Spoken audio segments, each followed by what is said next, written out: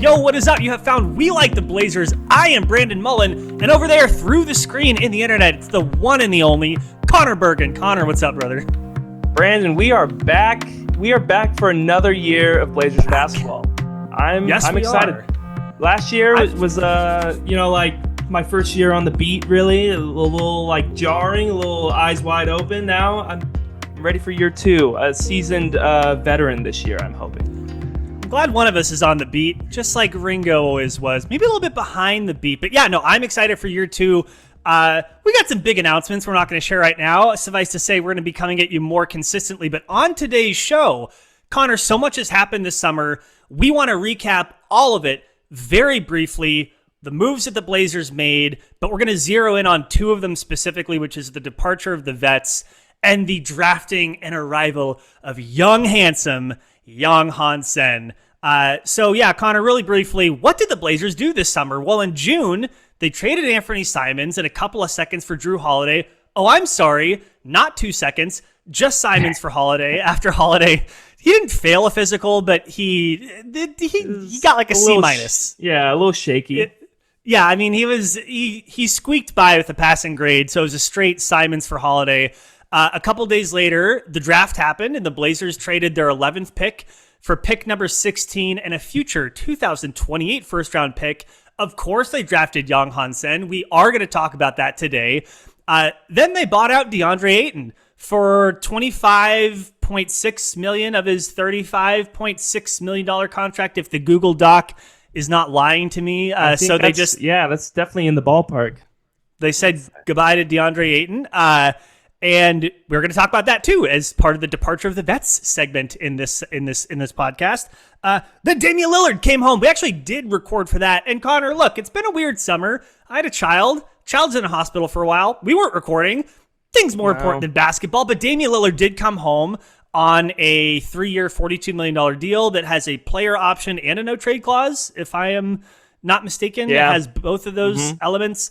And then finally, in August, it was announced that the team will, in fact, be sold to Tom Dundon for $4.2 billion with a B. And I believe that the news was just made more final, a couple days ago, that the sale is now in the works.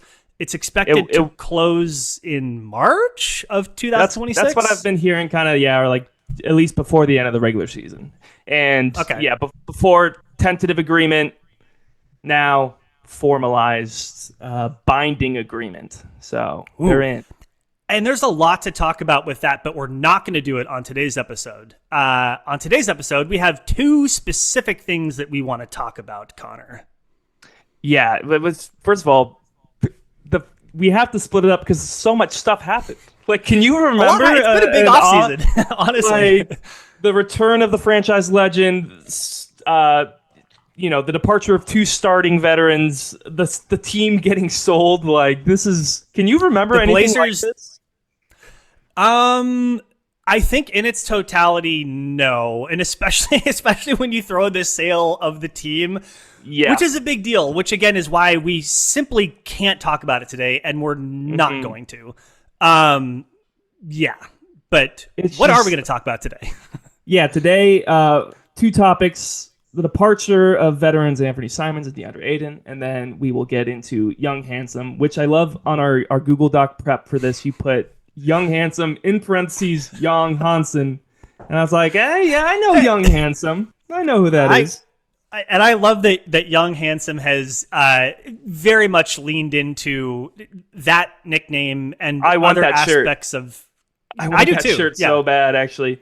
But yeah, the first topic, the veterans. They trade Anfernee Simons for Jrue Holiday. They buy out Deandre Ayton.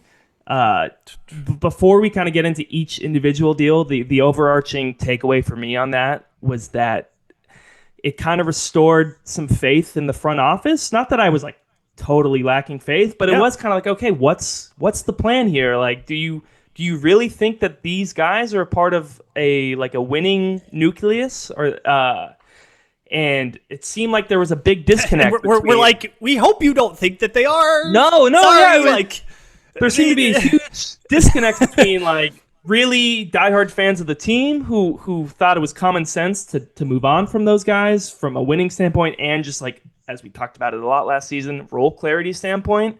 But they kept waiting. And it kind of did get to this point, like, okay, are they really at the end of the season? I was like, oh, I think maybe they are going to run it back basically and just do this again.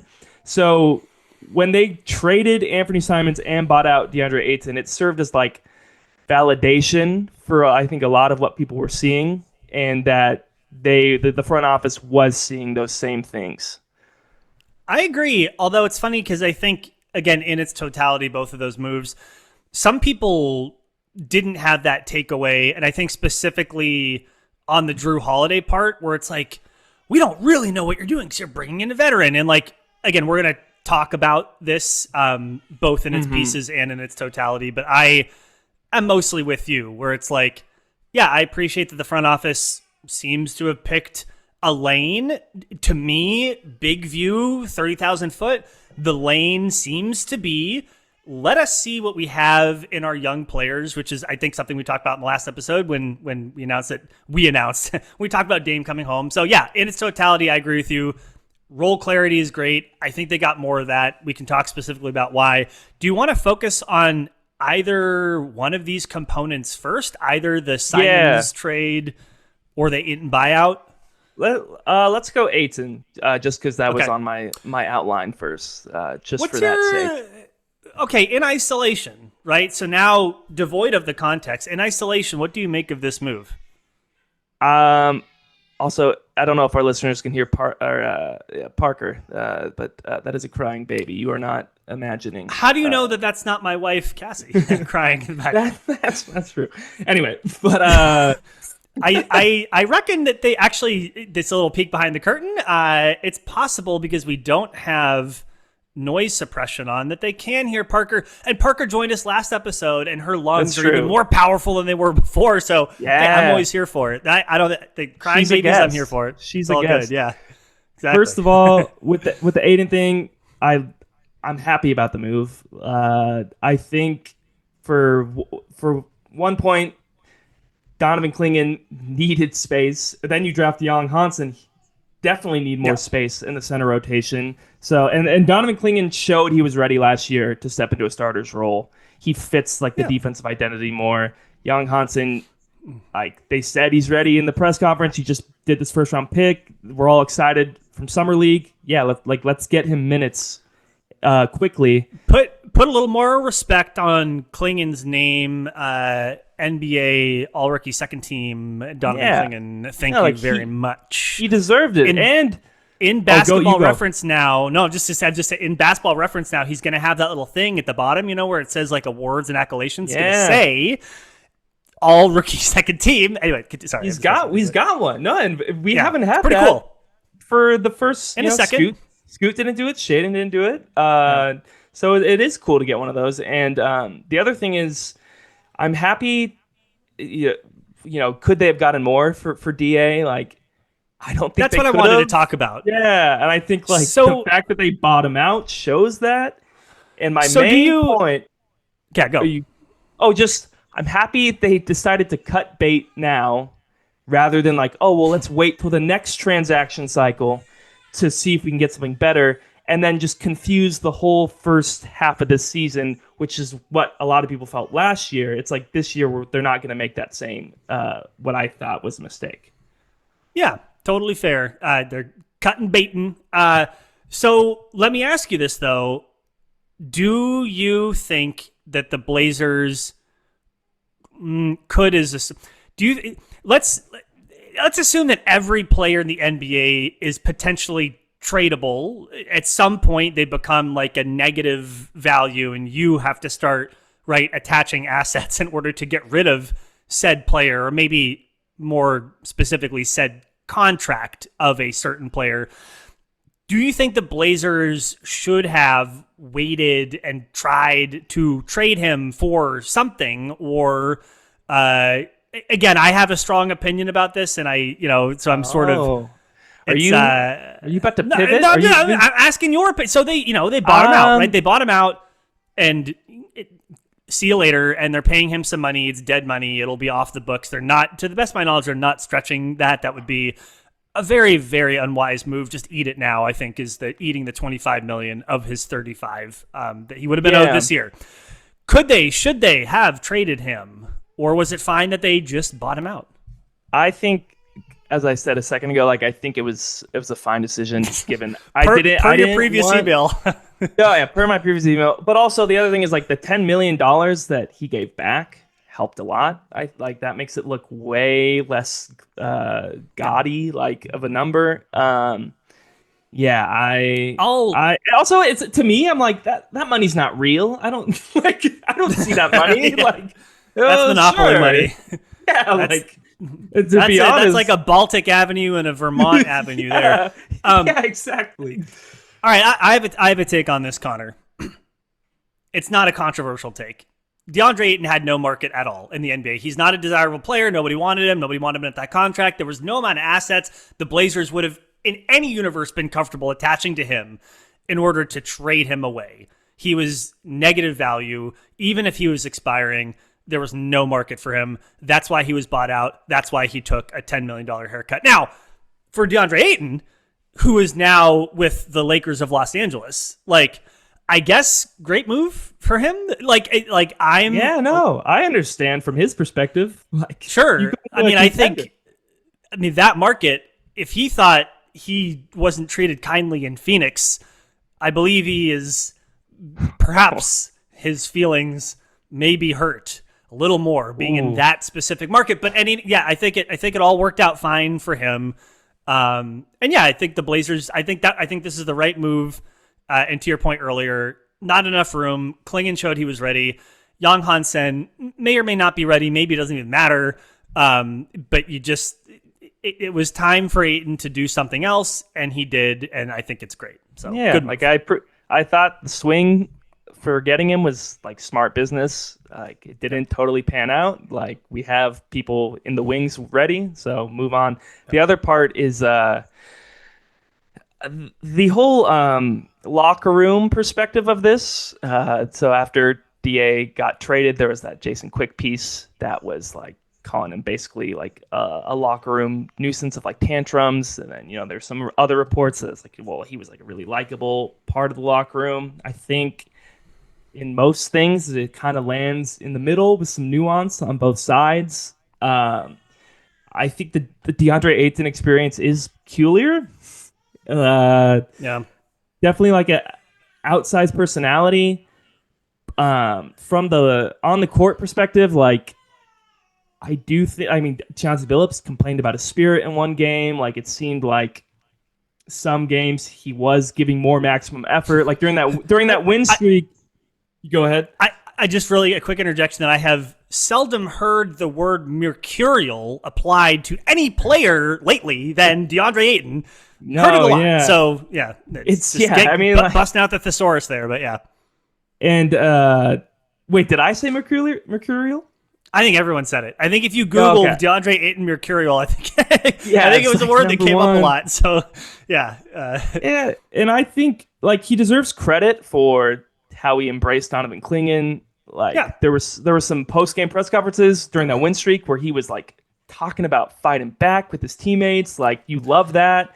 But I think in long term, he's not the culture setter veteran. No. You want to be a cultural pillar of your franchise moving forward. Ooh, what a great segue. He's no Drew Holiday. Actually, sorry, one more thing on DeAndre Ayton, which is to say, I don't really like this thing that seems to happen with reporting, where once the player's out the door, here comes all this stuff. It's where were you before? And also, I'm not saying that it's not true, but where were you before? And I also respect that there's relationship management stuff that happens, and I get it, but I just it leaves a bad taste in my mouth where it's so you're saying it now? I don't know. To Quick's credit, he did say it the season before. He had a trade deadline piece, so he got in there. He got in there a little bit. All right, maybe I'll have to adjust my feelings about that. It's not just him in that situation. It seems to happen with different players, different teams, different reporters, where it's like the player's on their way out, and now here comes all this negative stuff. It's like I don't know. It seems to happen again with lots of different people. Do you want to talk about Jrue Holiday? Do you want to talk about Anfernee Simons? Yeah, let's get into the Simons trade. All right, your initial thoughts. You start this one off. Sure. Yeah. I mean, again, I like the trade. I liked it from the beginning, and I know you and I talked in the Blazers Edge Slack. Not everyone was on board with this trade, and not every one of our readers on Blazers Edge is on board with the trade. Not every reader on Blue Sky was on board with the trade, right? I don't know why I'm naming different platforms. I mean, people had different opinions about this. Everywhere it was a polarizing trade. Diversity of perspective, which is great, and that's part of what makes fandom a lot of fun. No, I liked it. Anfernee Simons, good player. Another player who I don't think had a market. I think if he had a market, he would have been marketed before. And with Jrue Holiday, I understand he's older. I understand he had a down year. I understand he's old enough to where you start wondering if that down year was really about his shoulder or if it was about the gentle decline into, your late career production. But I think it's good, even if there is some gentle decline in production. You talk about a really strong locker room presence, which Deandre Ayton was not. Jrue Holiday is. And if you also talk about, and we've already done the Damian Lillard thing in the previous episode. No, but exactly. Yeah. Between those two, right? And I know that, Damian Lillard and Jrue Holiday didn't cross paths as teammates yet before now, but they had spoken, right, as they had lived in each other. Dame lived in his house in Milwaukee, too. Right? And the Olympics. Yeah. Mm-hmm. And some stuff about the Wi-Fi in Jrue Holiday's house when Dame moved in and maybe not being up to snuff, but just that they at least have like some passing relationship, which I think is great. So all to say that, yes, from a clarity perspective, I thought Anfernee Simons, it was his time also to find something else to do, and now he gets a chance to do that. By the way, also subsequent reporting, at least kind of like insider reporting, that Boston has been looking to move him, can't move him. Well, welcome to what the Blazers had been facing for the last few years, where they also couldn't find a place to move him.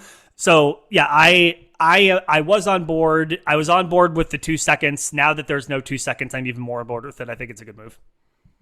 Yeah, I think Boston was in a money pinch situation, and the Blazers took advantage of that to, rather than, like we said, there's not a lot of value for Simons, it seems, on the market. So rather than, I don't know, get some seconds or attach something to move on from him, you kind of you take a shot with Jrue Holiday, and I think it's a worthwhile gamble that he can, that he's not totally on the decline. He can still be a super important cog in a good team. Some structure, you get some stability, you get to lean into we're a defense first team. That aspect of it aligns really well, right? So I think him specifically as a player, if you know about Jrue Holiday, I don't think that there's a player in the league who's been spoken about in higher terms with respect to the quality of his character as a human being, as a person.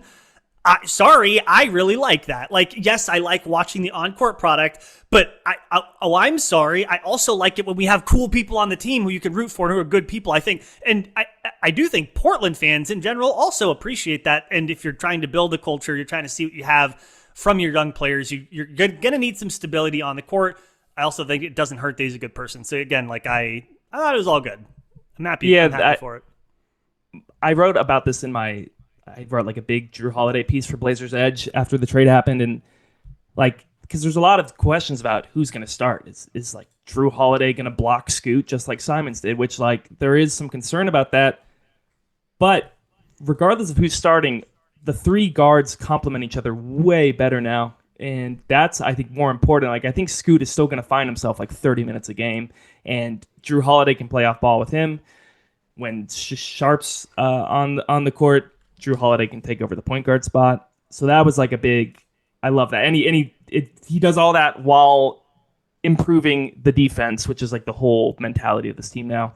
The other part is, I think it was interesting. Anfernee Simons, when I first got the job last year, I didn't like dislike Anfernee Simons from afar, but he wasn't a player that like stood out to me a lot. Because he's kind of soft spoken.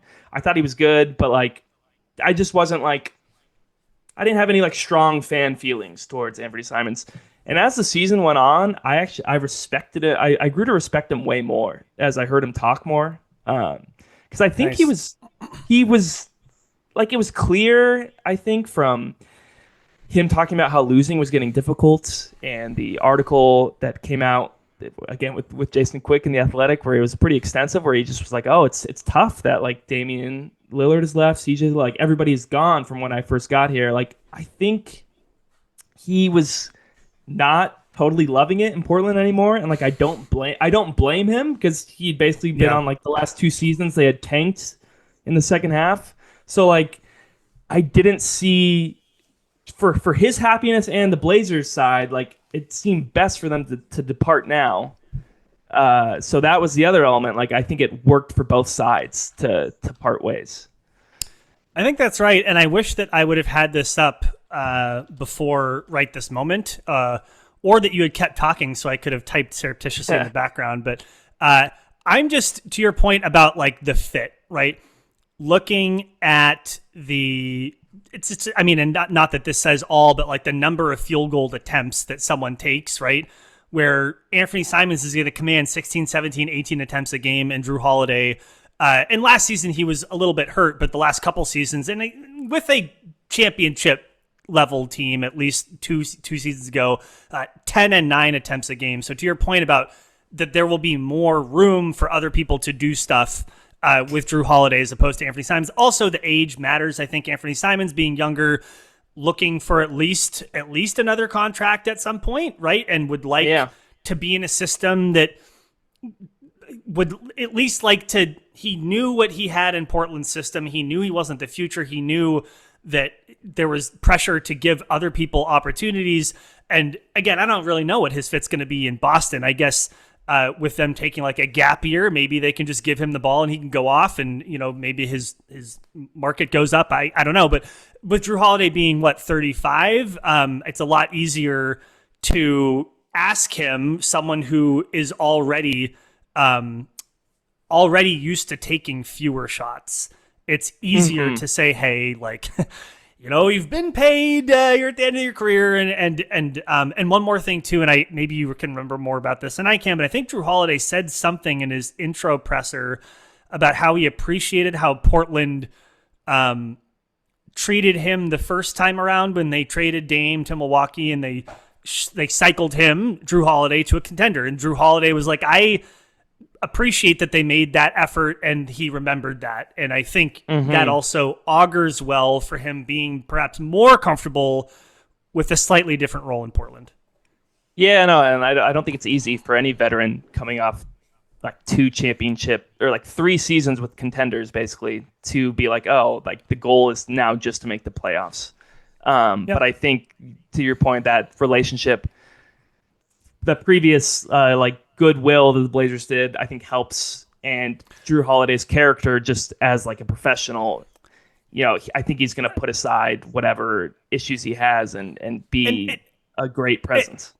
Totally. It helps that the dude has 2 rings, right? So it's like he's reached the mountaintop twice with 2 different teams. And so, and was an extremely important part of both. And so, again, I mean, NBA players are really, really competitive. It's not like they're okay. Just, you go sit over there and do nothing. Like, nobody wants that. But again, for all of these reasons, I think, the fit is a lot cleaner. All right. Anything else on that? And before we move on, I think when you were talking about how Ant had to try to deal with this pressure while also trying to give opportunities to other players, that I don't think I explained it super well. That is kind of why I grew more to respect him, because I felt like he handled that pretty well this year while being honest throughout the whole thing. I thought he was one of the most honest interviews on the team. But in in a way that was like just like respectable. Like it wasn't like he was airing out like dirty laundry. He just was saying like this is a tough situation. And totally.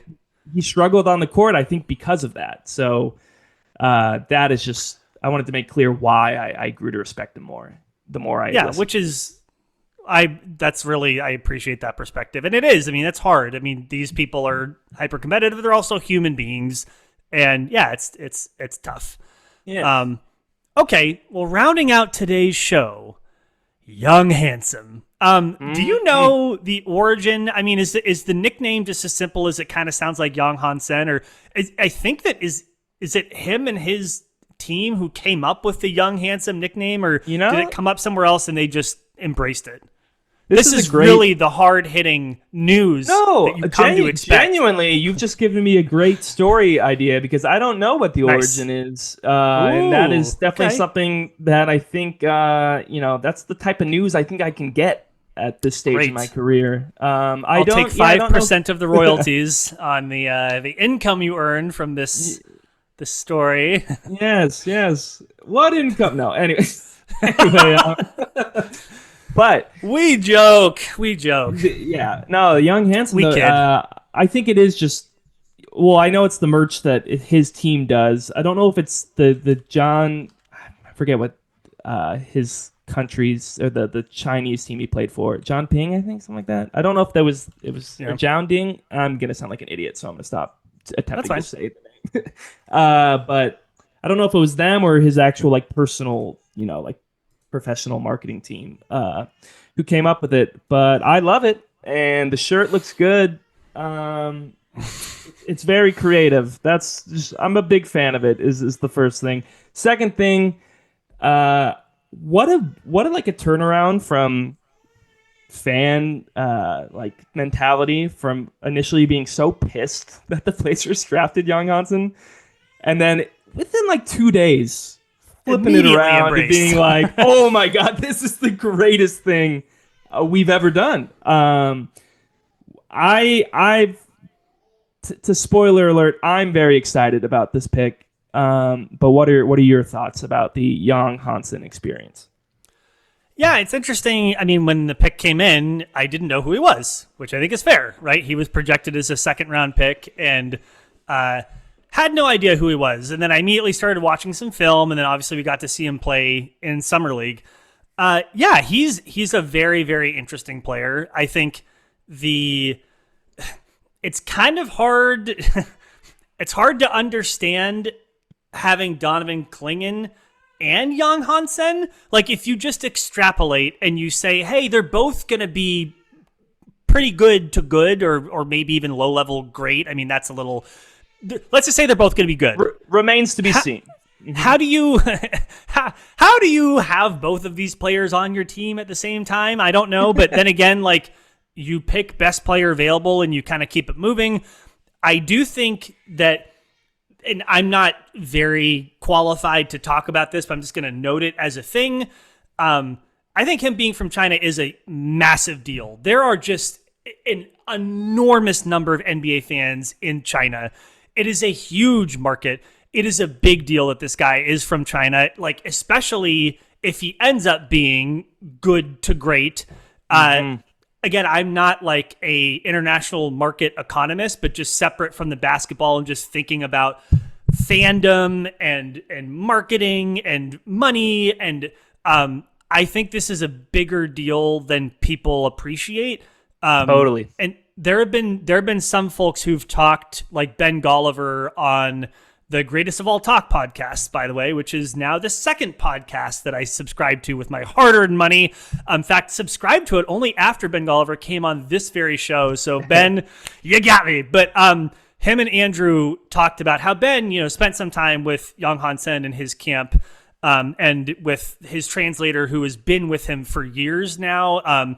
Very comfortable with American culture, is still learning how to speak English fluently, but that's going to come. But just talking about the market in China and what a big deal this is. And I'm just very interested to see how I think that impacts how the Blazers lean into certain branding and marketing. and how they talk about Yan Hansen, how they even talk about the team as a whole. I mean, we saw how the Houston Rockets, when they drafted Yao Ming, literally you could see how the Houston Rockets changed how they marketed and visually, and how they talked about their team. And I think that we might see, and I'm not saying Yan Hansen's Yao Ming, that's not what I'm saying, but I'm saying that I would not be surprised to see some of those same things happen, because China is an enormous NBA market. And again, I think that part of it, I would like to know more from people more knowledgeable than me about just how big of a deal that is. Oh, I totally think people are underestimating like how big of an impact this will be if he becomes a starter, just like that. A regular rotation player. Yeah, like if he becomes a regular rotation player. Like I wonder, I'm curious if we're going to see it in like attendance at Blazers games. Like Houston basically Houston like basically became China's team after Yao Ming. Right. And I didn't really realize how long it's been since they basically haven't had like another Chinese born player since Yao Ming who's like been a quality, I think, rotation player. I might be missing somebody. Apologies, but like I think from after the draft, I read that like he was the first round pick of a Chinese player since like 2007. So it had been like almost 20 years. And then really quick, I'm interrupting, but if you go to Wikipedia and do NBA players from China, the list is 8. Like 7 people. Yeah, 8 people. Exactly. Yeah, 8 people total. Continue. And nobody is, and obviously Yao Ming is like the pinnacle. Like nobody, I think, got close to like being anywhere near Yao Ming. And then you combine, not even close. Yeah, you combine that with Hansen's brand of basketball being so exciting and so flashy with these passes. Totally. Him being like 7'1", doing like moving like he does. That the way he sees the floor. The way he sees the floor is fantastic. And his personality, he's hilarious. Like he's a super cool guy. Every time he speaks, like I've been doing the summer league like interview recaps since I started doing Blazers Edge like 4 years ago. And sometimes those are such a slog to get through, because it's just like summer league and like it's not the most interesting stuff. It was like must-see TV every time Hansen did an interview with that, and like his interpreter, like they were like a little like comedy duo. Like Hansen would like say a joke, and then I think his interpreter's name is Chris. He would deliver it with a comedic effect. Like I loved seeing like the interplay between them. As far as actual, so like that is amazing, and I'm so excited as a reporter to go through this. It's already been so exciting from his opening press conference, but like interviewing somebody through the language barrier, it just adds like an entire human element and fascinating element to the job and like the Blazers team that if they had drafted anybody else, we would have not gotten that. Interesting. Yeah. So that is Can I ask you a question about that? Uh-huh. Do you and not that you've gotten to spend a ton of time in scrums with him yet, but do you feel like that's going to change how you approach the kinds of questions that you ask? That it's going to be translated, interpreted into a different language. Yeah. Does that enter your mind at all, or are you just like, no, I'm going to ask what I need to ask? Like, I'm just curious about that. The one thing that it's already popped up is the Blazers representatives advise us on this, just like ask shorter questions. Like you're not going to ask like a 3-part long-winded or you're not supposed to. And it's hard. Sometimes you forget, like, because you're so used to doing stuff like that. But that's one thing is just like they told you to like keep it brief, 1 part. So it's the easiest for the interpreter to get it across. Sometimes it's interesting. This was from comments on YouTube, so I don't totally, like the most reliable source. But like, it is interesting because this is from my own experience. I asked Hansen a question about like, I threw him a softball because I was just trying to get some like personality, and I asked him like, what's your favorite part about playing basketball. And he said like winning, and I was like, okay, like, and I'm trying to get better at like cutting through like kind of cliche sports like mottos. So I was like, okay, like, well, like what, like your individual game to like passing, rebounding, blah, blah, blah. And like, he ended up saying like, oh, like if I make a nice pass, I'll go back and watch the highlight. I read the comments on YouTube, and like people who were Chinese speakers were like, he actually said like, what kind of question is that? Like winning, like isn't the whole point to win? And so I thought it has made me be like, oh, is this interpreter like cushioning some of these answers? I don't know. And not that like I would have been offended by that response, but I just, that's kind of funny to think about that.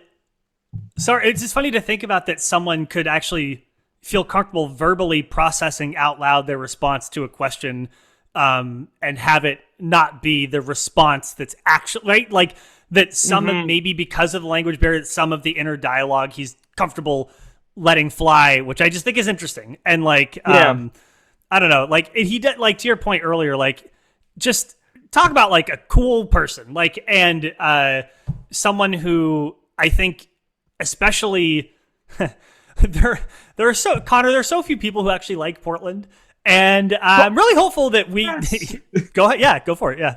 Oh no, but just he loves the rain. Seems exactly. It's great. How refreshing. We're loving this. Yeah, I felt so seen. I was like, thank you. Oh, I can't wait to see him snuggled up in a 7'1" Patagonia hoodie. It's just gonna be marvelous. Yes. No, I'm excited. I'm excited, and we focus so much on the personality. I wanted to talk a little bit about his play. So he plays basketball. He plays basketball. He he already has skills that seem immediately translatable, like the passing, how big he is. He moved way more fluid than I expected him to, up and down the court. It doesn't look awkward. Like that poster dunk he had off 1 foot. Like that was, I was like, oh, he has some, it's like a graceful athleticism a little bit. He's not some awkward 7-footer. One of the first comments I had when I watched him was the people who said that this dude had slow feet never watched him play, because he doesn't. And it's not like he's like the quickest and the fastest, but to your point, like, it's partially his physical fluidity, and partially I think that he has like a very good basketball mind, and he understands positioning, and so that can give you like that extra, 0.2 of a second to get yourself in position, but like didn't look slow to me at all. And again, it's going to look a little different against NBA competition rather than summer league competition. But yeah, I agree. I appreciate his fluidity as well. Yeah, and I think the only time you would really see it was when he had to defend in space, like on a 3-point closeout. That's where it like popped up. But like, fine, who cares? Yeah, like exactly. I mean, like he can work. Not on every that. 7'1", yeah, not everyone 7'1" center has to be able to defend in space necessarily, right? Like especially actually the zeitgeist of the NBA now changing ? Right? Like is it becoming a bigger league? We see. Yeah, I think we talked about the centers are making a comeback.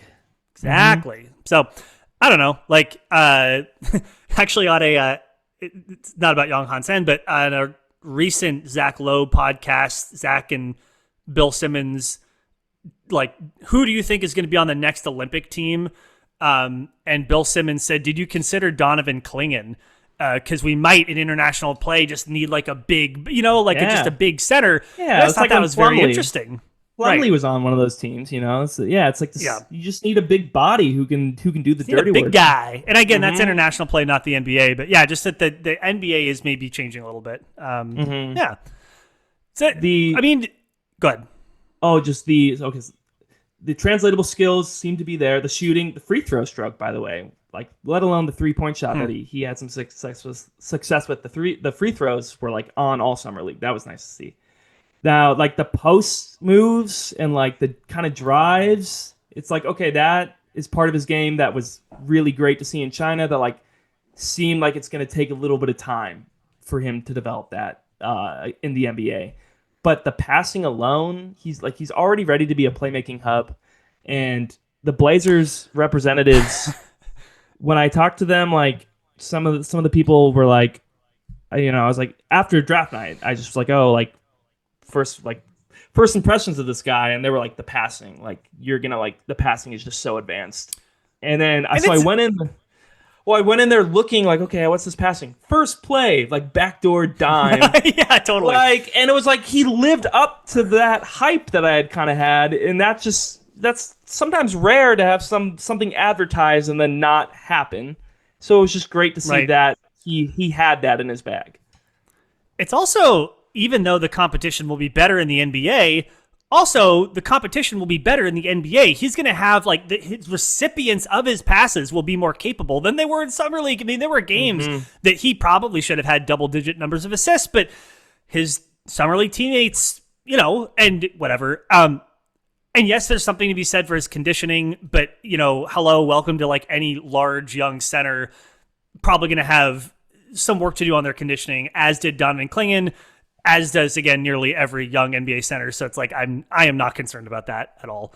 Neither am I. No. Yeah. Cool. Well, how are we feeling? I mean, we talked about a lot, and yet there is so much more to talk about, Connor. Exactly, which is why we were so smart, and we said multiple episodes. So this is just one. Yeah. This is just one of our kind of off-season recap. Getting, because we're getting pretty close to media day, so we're gearing up for the new season by looking back on the off season, and it should lead us right into when we actually have fresh news and practices to talk about. Awesome, yeah. I think next week we're going to hit on the new ownership, and I think we're going to talk maybe even more about Jrue Holiday, or perhaps we can pivot that because we did talk about him some today. And one more thing that you might see some light rebranding of the We Like the Blazers podcast. We have employed the help of a professional graphic designer, and so we'll see how that goes. But I think the main thing is that we want to get at you every week, and if you want to find us every week, you can always do that at Are We Good to Go? Yeah, we're good. We got it. You can always find us at WeLikeTheBlazers.com. Also find both of our work on Blazers Edge. You can find both myself and Connor on Blue Sky. Again, I'm Brandon Mullen. That's Connor Bergen. And until next time, we appreciate you. And go Blazers. Nothing else to say. Yep.